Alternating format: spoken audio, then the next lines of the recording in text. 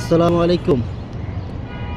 বাংলাদেশের নাগরিক হিসেবে একটা মানুষ আওয়ামী লীগ করবো, বিএনপি করব, জামাত করব, এনসিপি করব, লাঙ্গল করব, এরশাদের দল করব, কোনো সমস্যা নাই। এটা মানুষের রাজনৈতিক অধিকার।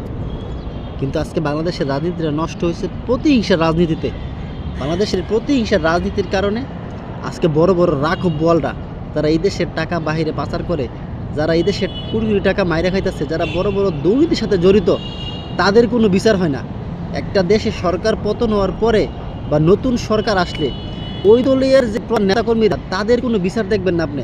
কারণ তাদের টাকা আছে, তারা টাকা দিয়া তারা অন্য দলকে ম্যানেজ করে ফেলে।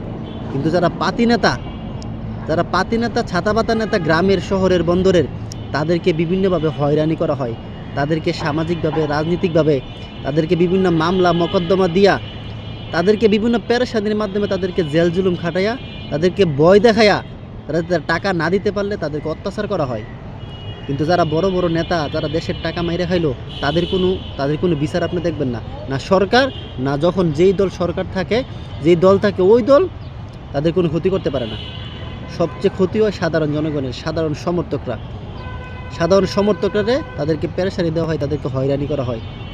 আজকে বাংলাদেশের সাদ্দাম হোসেন, যার স্ত্রী নিজের সন্তানকে মাইরা নিজে আত্মহত্যা করছে, কারণ সাদ্দাম তো একটা পাতি নেতা, তারও জেল জুমুল দিয়ে তারা জেল থেকে বাইরে হতে দেয় নাই। হয়তো কোনো দলীয় নেতাকর্মীরা তাকে বয়ডর দেখাইয়া তারা জেলে ঢুকাই দিছে। এসব প্রতিহিংসার রাজনীতি যখন বাংলাদেশ থেকে দূর না হবো, তখন কখনো রাজনীতি করে শান্তি পাবেন না।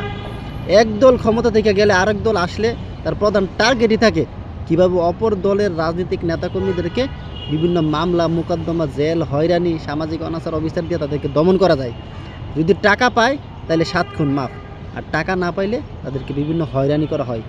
এই প্রতিহিংসার রাজনীতির কারণে আজকে বাংলাদেশের সাধারণ জনগণ, আজকে যারা সাধারণ সমর্থক, তারা সত্য কথা বলতেও ভয় পায়।